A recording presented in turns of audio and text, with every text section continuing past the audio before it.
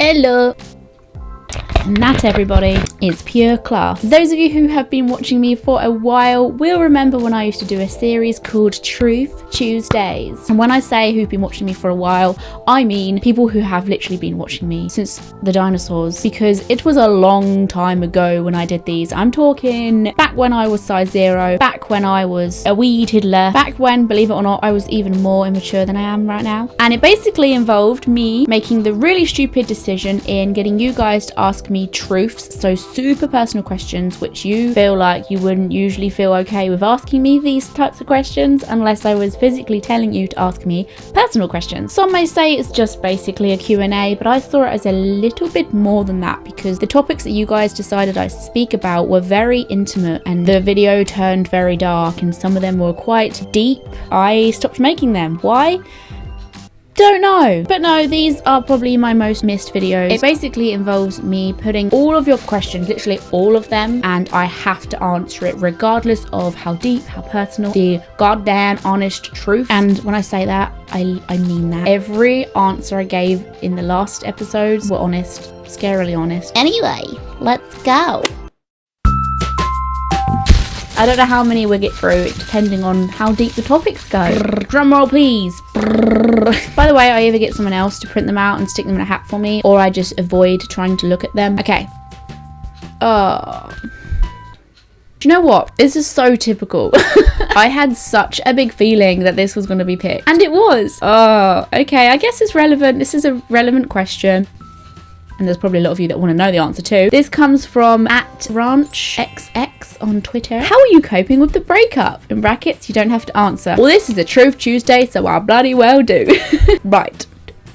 I spoke about the fact that I've recently just come out of a relationship. I was trying to keep it as calm and collective and harmonious as possible, because I didn't really want you guys to start taking sides or, I don't know, just reacting badly. Because I wasn't reacting badly to it, I didn't want you to react badly to it, basically. So I tried to keep things calm and straightforward and simple as possible. Can I just say, for a minute, the comments for that video was just the nicest feeling in the world. I posted that before I went to bed. When I woke up, I was like, holy Hannah Montana. It's so refreshing that there are so many nice people out there in this world. Also, regarding that video, it was brought to my attention that maybe I brought the wrong idea / impression. I don't really want it to come across wrong and incorrectly. Just putting it out there. I'm coping really well with the breakup personally. I'm happy that the decision has been made, and that's only because, like I didn't really mention in the video before, it was my decision. The breakup was my choice. I only didn't mention that in the last video because I didn't want you to get a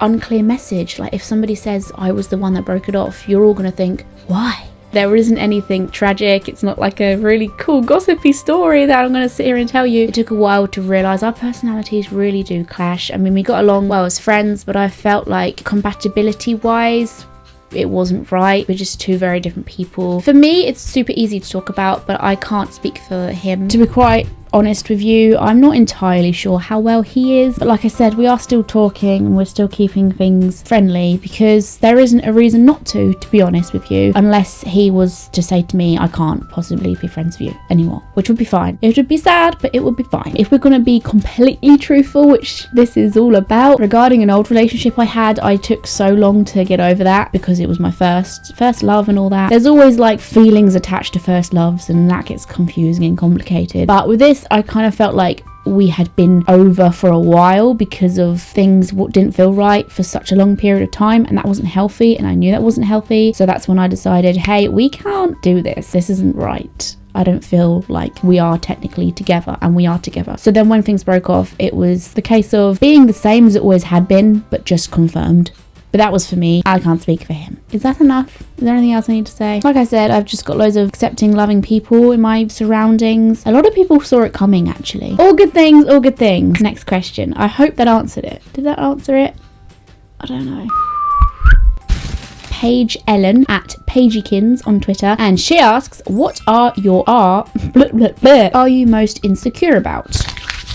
Good question. I feel like for me, I don't know if this is the same for other people, but there are like two types of insecurities. There's physical and then there's emotional insecurities. Does that make sense? And although physical is usually the first thing people think of, I think for me, ones that are more annoying than flabby tummy or a stretch mark, I think mine would have to be a lot deeper than that. I get incredibly anxious and scared about how people may see me and how I come across, which you may think is a little bit weird considering I put myself on the internet, but it's a whole different thing. When you're filming for the internet, you're physically putting what you want on that viewfinder and you're controlling what goes on there, what you say, because you edit it as well. So you cut out the bits you don't want, you leave the bits in you do. You change how things look a little bit. I mean, not entirely, but you doll up before you go on camera. You know how you're putting yourself across, but in real life you can't do that. And I think that's one of the main reasons why I like YouTube so much, because not saying I'm hiding behind anything, it's just an easier way for me to bring across what I want to bring across. I have a lot of insecurity when it comes to showing who I am to people, opening up. That's a lie. I quite like opening up to people, because when you open up, you're telling things to people that you want them to know. That's just saying words.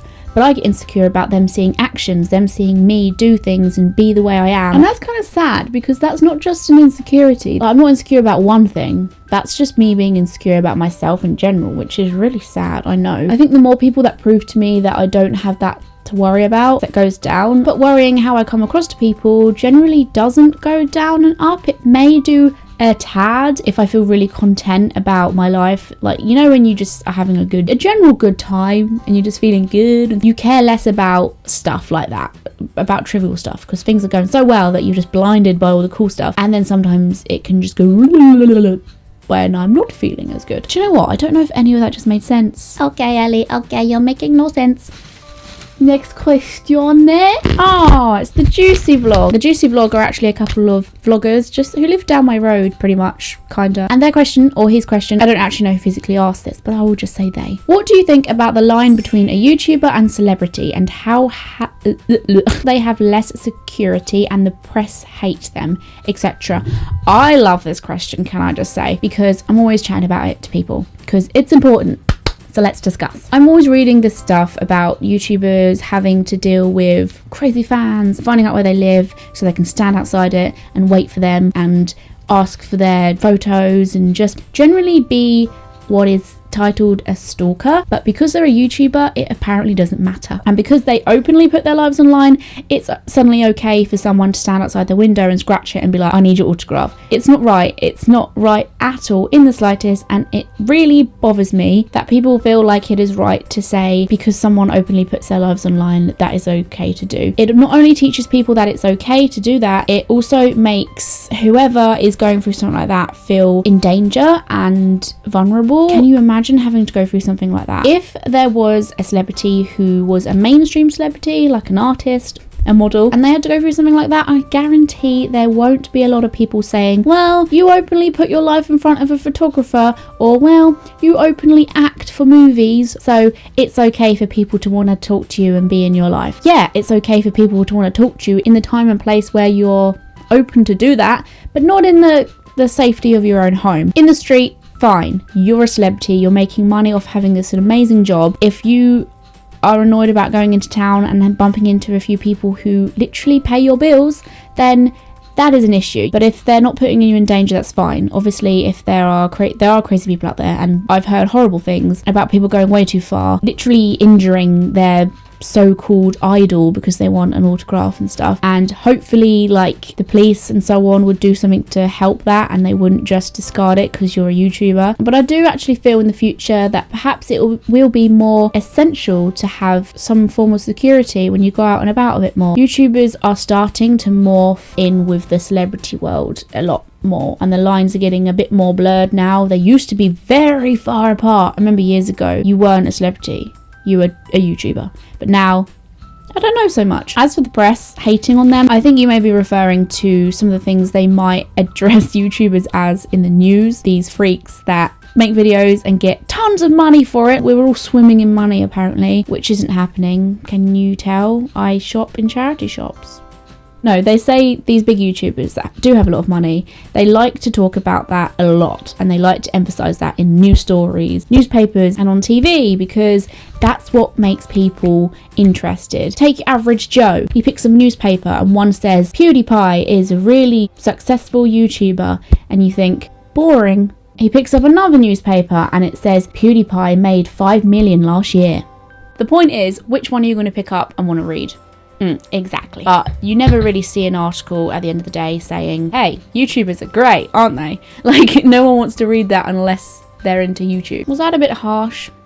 No, I didn't actually get through many. I just read a few. I'm sorry. But I feel like we did a lot of talking. There was good topics that were picked. So make sure you keep them coming. I will add to the pot of goodies and we can get deep and dark in the next episode. If you liked this one, give it a big thumbs up. You can join me on my social media such as my Twitter, Instagram and Facebook. If you're new to this channel and you want to stick around for some more shenanigans, you can subscribe. Thank you very much for watching, guys, and I will see you in 2. I might start saying that because I make a video every 2 days or 3. I'm busy. Bye.